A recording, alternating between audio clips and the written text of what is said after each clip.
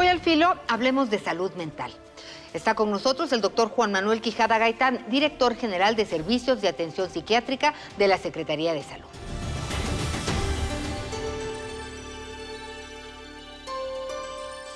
Doctor Juan Manuel Quijada, gracias por estar con nosotros. Muchas gracias. Buenas noches a todos. Oye, doctor, pues hemos estado platicando de salud mental y en este momento pues hay muchos temas relacionados pues a este problema, ¿no? El problema de la salud mental. ¿Qué es la salud mental? Sí, mira, y muy bien, habríamos de empezar por la definición. La definición, de acuerdo a la Organización Mundial de la Salud, es el bienestar físico, mental y social que una persona experimenta y que le ayuda a este bienestar a reconocer sus capacidades, sus habilidades, desarrollarlas y con estas enfrentar el estrés cotidiano de la vida diaria, es decir, enfrentar los problemas. Y además hacer una contribución a la comunidad, a la sociedad. Esta es la definición, esto es lo que se busca. Cualquier desequilibrio entre estas tres esferas, la física, la mental y la social, nos puede poner en algún problema de nuestra salud mental. Pues no tenemos una educación en relación a la importancia de este tema.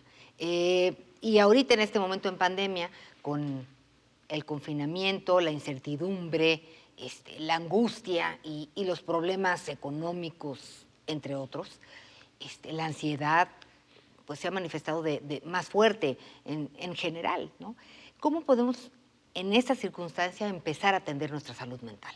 Sí, en efecto es un problema que en realidad ya venía sucediendo, estaba un poco invisibilizado.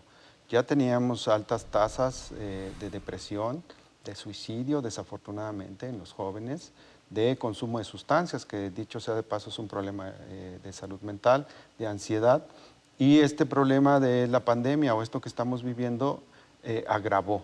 No solamente agravó en la población general, sino que en este caso lo hizo visible. Algo que antes a lo mejor no queríamos hablar o no queríamos comentar, al día de hoy se ha hecho visible y es algo que ya se empieza a decir y se empieza a comentar tanto en la casa, en la mesa, como en los medios de comunicación, en las universidades, en los centros de investigación, en los hospitales. Desde luego ha llegado más la demanda como tal.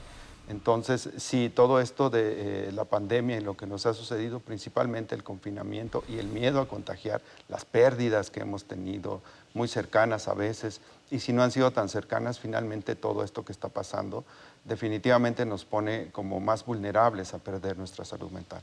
¿Cómo sabemos en qué momento podemos o necesitamos acudir a alguien? Y el otro tema es que quienes ya estaban diagnosticados, quienes estaban en un tratamiento, lo interrumpieron de entrada por el confinamiento. Algunas cosas pudieron ser posibles en Zoom, pero también económicamente se ha pues retraído muchísimo el bolsillo y pues la salud mental es de los primeros temas en donde uno decide ahorrar. Entonces, platícanos cómo entender la importancia pues, para poder tener una respuesta a todo esto. Claro. Lo primero que he de comentar es que, en efecto, es algo que no se reconoce del todo.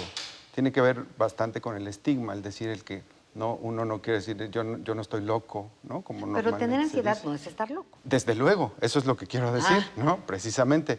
Pero sí veníamos mucho de ese pensamiento, precisamente. La ansiedad es un mecanismo normal, digamos, que nos ayuda a enfrentar el estrés. Y a lo que me preguntas, ¿cómo saber en qué momento?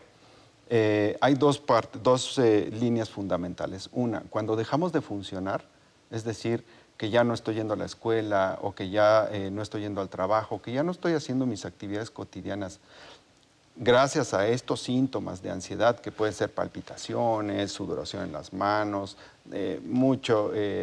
ansiedad flotante, es decir, que todo el tiempo no esté yo quieto aquí, me quiero ir para allá, pero tampoco estoy bien sentado allá. A veces, como dices, comer mucho o en atracón ayuda a disminuir por un momento la ansiedad. Y algo bien importante que sucede a veces es que nos automedicamos, pero en este caso la ansiedad se automedica mucho con el alcohol. El alcohol, en efecto, disminuye la ansiedad. Entonces, a lo mejor alguien descubre que con el alcohol, con un par de copas o una cerveza se le disminuye y empieza a consumir alcohol y luego ya está metido en un problema de alcohol, pero la ansiedad no se quitó. Entonces, una es dejar de funcionar y la otra es que sea un malestar significativo, un malestar importante en nuestras vidas. A lo mejor es un solo síntoma, como las palpitaciones, ¿no? O sea, no hay muchos síntomas, pero las palpitaciones o una especie de crisis que me viene de ansiedad, esa hace que si me sucede 3 veces al día o me sucede una vez al día, pero es muy molesto y esto sucede por lo menos durante 10 días o se va más allá de 10 días, es momento de pedir ayuda. En un momentito hablamos de a dónde y cómo pedir, hablaremos de a dónde y cómo pedir ayuda. Pero hablando de los problemas, muchas personas, los jóvenes, ¿no? A los niños, es demasiado estirar esta liga de es mejor estar en casa, no puedes ir, no es conveniente, los contagios al por mayor y las noticias que pues están relacionadas con esto que estamos viviendo y con todo lo que acarrea. Entonces, pues la depresión. La ansiedad tiene que ver con la depresión aparece sola. ¿Qué hacemos con este? ¿Cómo sé que mi hijo está apachurrado, pero ya de una forma en donde necesito ayudarlo de otra manera o donde nada más tengo que respetar que esté aislado? Voy a narrar directamente como un adolescente deprimido. Un adolescente deprimido o un niño ya en edad escolar es un niño o un adolescente que está irritable, que está enojón. Así llegan las mamás y nos dicen, doctor, él no está triste, está enojón. Pero resulta que la depresión en niños y adolescentes se manifiesta principalmente con irritabilidad. Entonces eso es un joven, un jovencito, un niño, un adolescente, un joven que está irritable. Ese es uno de los síntomas importantes. Otro, alteraciones en el sueño, en el dormir, ¿no? Que tengan insomnio o que estén dormidos. Es muy común que el adolescente esté dormido todo el día y en la noche ya no pueda dormir. Y entonces dicen, es que se está hasta las 3, 4 de la mañana en la pantalla viendo películas o en los videojuegos y se duerme ya a las 4, 5 de la mañana y se despierta a la 1, 2 de la tarde. Es decir, esto es una alteración del ciclo del sueño o que esté entrecortado su sueño, es decir, problemas del sueño. Otro es problemas en la alimentación o en el patrón de alimentación, que de repente coma en atracones o que deje de comer por algunos días o coma muy poquito, que disminuye el apetito. Si a eso le sumamos que manifieste él que está ansioso, que está nervioso, que se siente mal o que está triste, y ahorita ahí junto lo que acabas de comentar, la ansiedad y la depresión en realidad son dos caras de la misma moneda. Es raro alguien que esté puramente ansioso o alguien que esté puramente deprimido. Las sustancias en nuestro cerebro que son las que fallan al momento de tener un problema de ansiedad, depresión, son las mismas. Entonces, en general, existen una combinación de ambos síntomas, ¿no? De estar triste, de no tener energía, de no tener capacidad para disfrutar lo que normalmente disfrutamos, pero por otro lado están estos otros síntomas de sudoración, de inquietud, de impaciencia, de irritabilidad, y que se van como imbrincando unos con otros, pero finalmente es algo que le llamamos síndrome ansioso depresivo.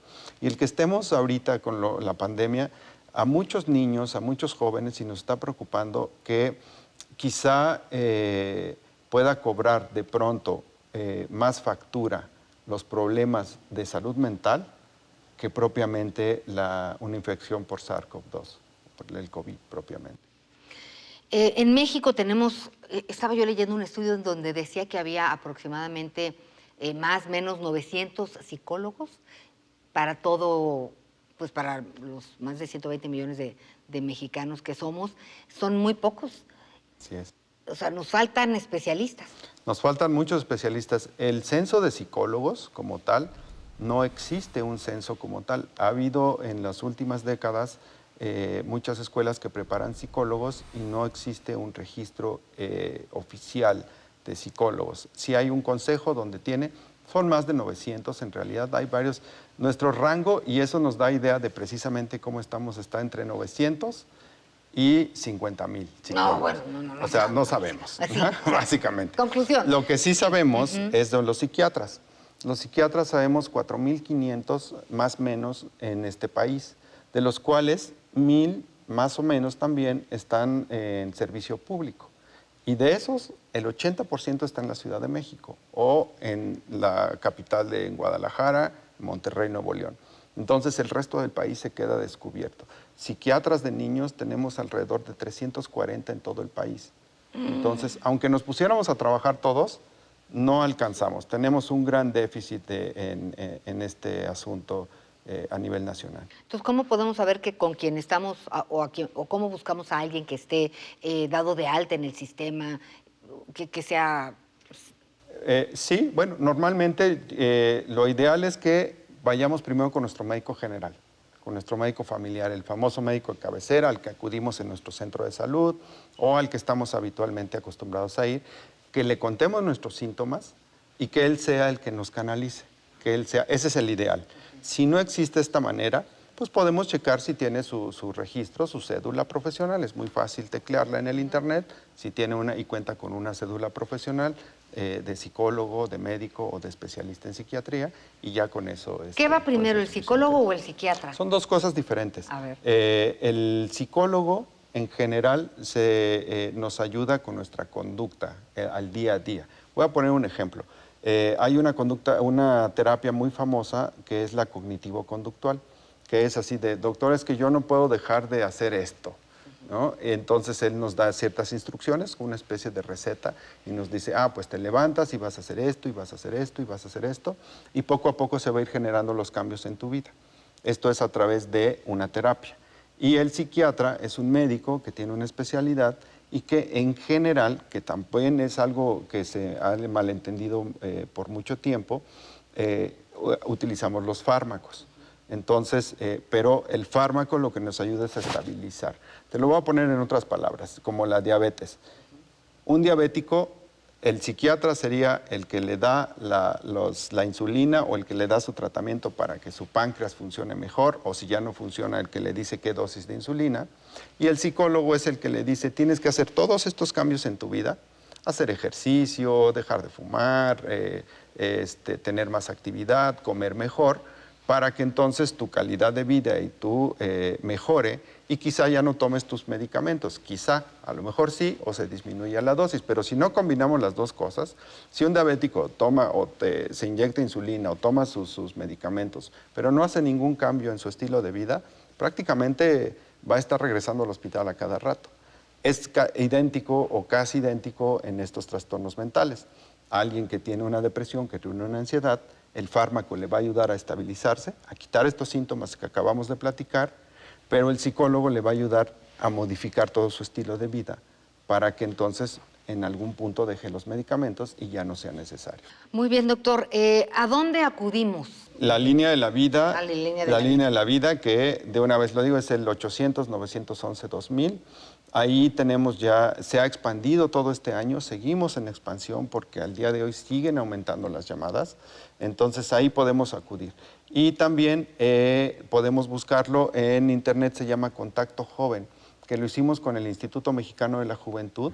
Doctor, ¿te parece si para despedirnos jugamos al filo, asociación de ideas? ¿Sí? Muy bien. Lo primero que se te ocurre es la mejor respuesta. Salud mental. Muy necesaria. Antidepresivos. Hay que usarlos cuando son necesarios. Cerebro. Hay que cuidarlo. Ansiedad. Hay que quitarla haciendo ejercicio. Adicción. Hay que entenderla. Locura. Eso es estigma. Eso se fue.